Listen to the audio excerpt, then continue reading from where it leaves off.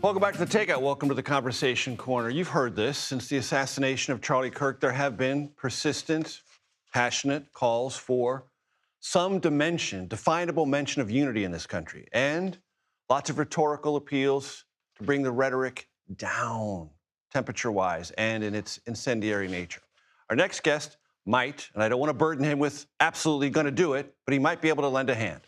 Tim Shriver is the co-creator of something called the Dignity Index, which, if you haven't heard about it, is a way to score distinct phrases along an 8-point scale from contempt to dignity, with the goal of trying to bring us together, or at least find ways to use language that's less hurtful and less divisive. Tim, I'm glad you're here. Thank you for having me. Walk me through this index. How'd you come up with it, and how can it help people? Well, I think the first thing we realized, and we've known this for some time, Americans know this, that we have a new issue in our politics major. I think the issue is how we treat each other. It's not just the issues around immigration or taxes or international affairs, but the issue of how we treat each other, the quality of our interactions, the ways in which we treat each other when we disagree. So we decided, because people say in politics, nobody responds unless you get a score, right? Classify me, tell me how I'm doing. Right. So we built a scale that you can actually score yourself. The most important person to score, as it turns out, is yourself, on a scale of 1 to 8. 1 being the lowest score. That means I use language that says you're not even human, you don't even deserve to live. Up to 8, which is no matter whether we disagree or not, I'm going to treat you with dignity.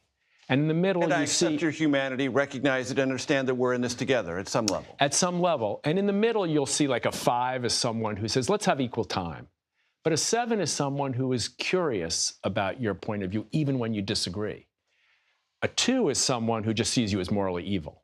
And we've actually made this scale sophisticated enough that it's pretty accurate no matter what. It doesn't vary if you're a Republican or a Democrat or if you're young or old. It just gives you an objective level as to how you're treating each other. So we can look at our political leaders and we can look at ourselves. This is the real pain of this moment. Everyone's asking what happened. My question is, what can we all do?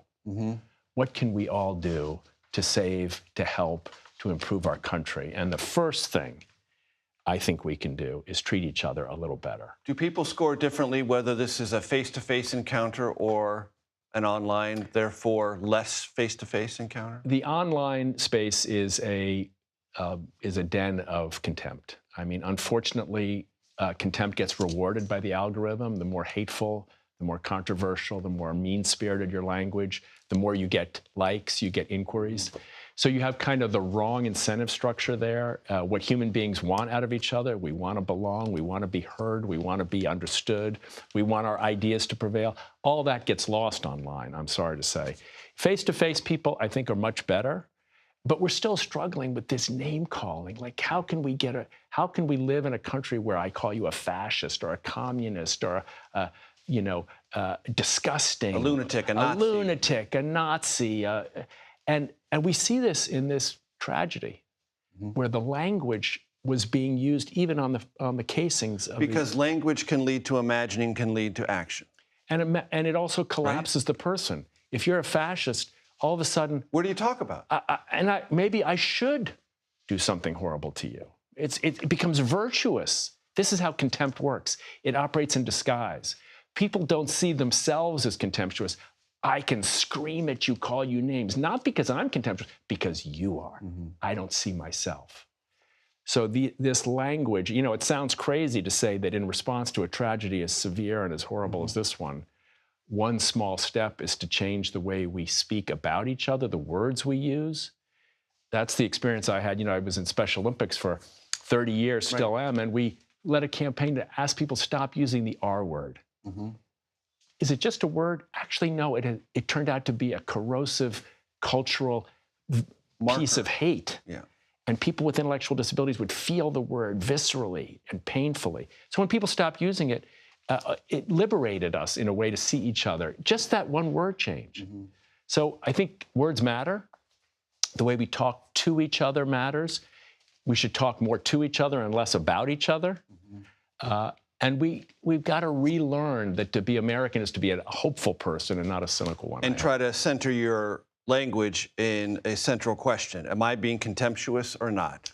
If we could have our political leaders, we've seen this from, I think Governor Cox has been an example here. You know, hasn't been perfect, but he's been an example. Right. And he's been open to changing his own language, and other governors, I think, are doing this. I think we really need not a unifying message, because there's moral equivalence on these issues. People will listen to this and go, wait a minute, I'm outraged by what he's doing or what she's doing.